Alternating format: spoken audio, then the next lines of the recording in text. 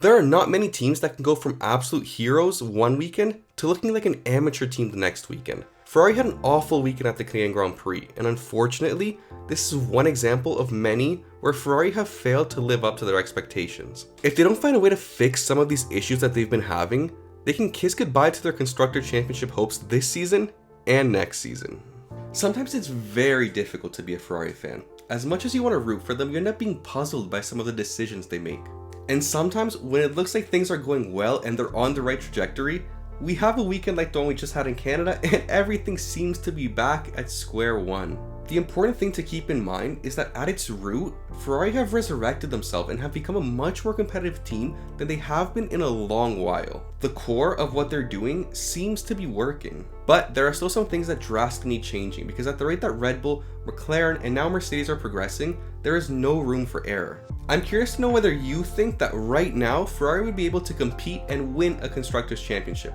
Let me know down in the comments below. Done? Let's get into the video. One of the main factors of a successful constructor winning team is the ability to be consistent. If we take Red Bull, who have won the previous 2 Constructors Championships, we can see that the recurring pattern is that they consistently finish at the top of the field. In 2022, Max Verstappen had an average finishing position of 2.81, while Sergio Perez had an average finishing position of 3.95. In 2023, an absolutely dominant season, Verstappen had an average finishing position of 1.27, while Perez had an average finishing position of 4.5. Ferrari, on the other hand, had an average finishing position for Leclerc in 2022 of 3.32 and for Sainz of 3.5. In 2023, Leclerc had an average finishing position of 4.88 and Sainz had a 6.3. Now, if we take the average of the 2 drivers, in 2022, the Red Bull drivers had an average position of 3.38, whereas Ferrari had an average position of 3.41. In 2023, Red Bull had a 2.85 and Ferrari had a 5.59. Over the course of each of these seasons, Red Bull was consistently able to get into very high point scoring positions, which is vital in a season where we have 24 races.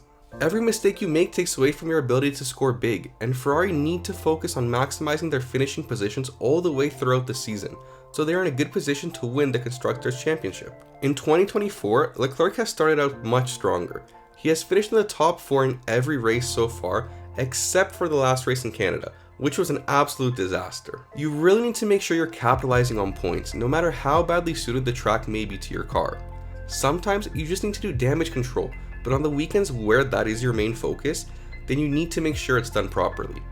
A double DNF when you are within striking range of the leaders in the World Constructors Championship at a track where you are projected to be very quick and potentially take the win is not going to cut it.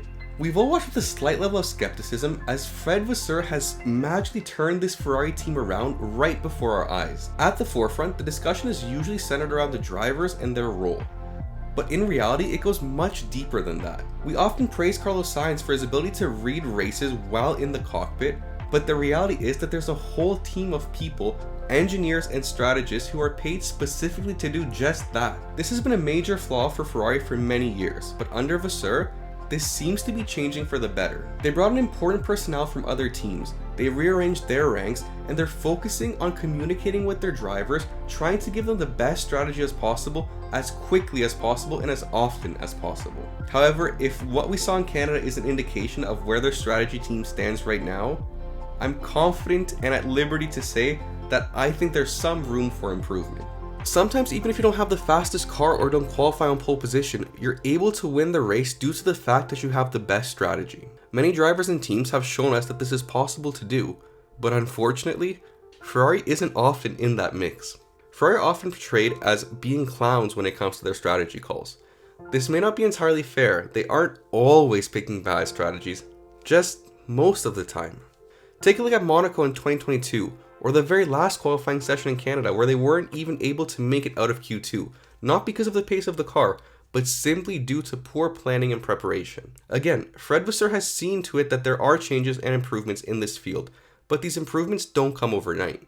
One of the more front-end changes we have recently seen is Leclerc's race engineer, who has been switched from Xabi Marcos to Brian Bozzi. The difference in their styles when it comes to relaying information to the drivers was instantly noticeable. Before, my blood used to boil when I would hear Leclerc get on a radio, ask a question, and get the classic "we are checking" as a response. Now, both I, and I'm willing to bet Leclerc, are shocked that when he asks something, Brian instantly has an answer to his question without needing to check. The relationship as driver and race engineer is still very new, and they will need some time to become familiar with each other, but from a first glance, it seems like this was a solid choice. But that's just one person. The entire team needs to be on the same page if there is to be a good strategy. Without a good strategy, you won't be able to do much in Formula 1. You'll give away vital points that could be the deciding factor between winning the Constructors Championship and not winning it. I'm confident that they're on the right track, but if they don't get their strategy team locked in fully, 2025 will be a repeat of the same story that we know all too well. Another big factor that Ferrari need to focus on is their ability to withstand pressure. I think it's fair to say that if you manage to get your foot in the door, your goal as a Formula 1 driver is to end up at either Red Bull, McLaren, Mercedes, or Ferrari. Of course, with one of these bigger teams comes the extra level of pressure that you have to deal with. This pressure isn't just for drivers, but also for the personnel within the team itself. For Ferrari, this pressure may arguably be higher than any other team. To give themselves a fighting chance in 2025, the drivers and the team need to be ready to perform under pressure and not falter when they're faced with it. Next year, the driver lineup will be made up of Charles Leclerc, who has been with the team since 2019, and Lewis Hamilton, who will be joining the team at the end of this year.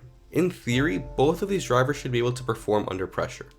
Leclerc has shown signs of messing up under pressure in the past, but lately he has been much more consistent. And Hamilton, well, he's a 7-time world champion, so I don't think he will mind the pressure too much. Although I may be a little skeptical as to whether Hamilton can return to his prime championship winning form, I do hope he does, because that would help Ferrari in the constructor race. Although, I do have some open bets with some friends that Leclerc is going to absolutely destroy Hamilton next year, but that's besides the point. The team themselves will also need to learn how to handle the pressure next year, because even now, after a great result for Ferrari in Monaco, people were talking about how they could potentially challenge Red Bull for the championship this year, being within 24 points. Given all this talk, pressure was naturally higher within the team, and they managed to bomb the opportunity completely, scoring a grand total of 0 points in Canada.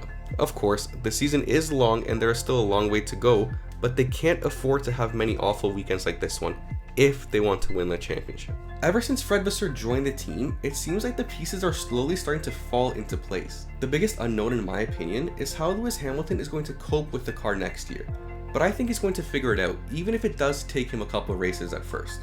There's still a lot of work that needs to be done, but I'm confident that with the right people at the helm, Ferrari are just about ready to break through to the next level. They're done being satisfied with 2nd or 3rd in the championship.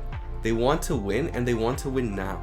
And if they tweak just a couple of things within their team, I think they can do it. Thank you guys for watching this video. As always, I do hope you enjoy it. If you did enjoy, please make sure to like, subscribe to the channel, and share this video with your friends. Leave a comment down below whether you think Ferrari are capable of winning in their current situation this year or in 2025. Make sure to subscribe for weekly F1 content, and I'll see you guys next week. Bye.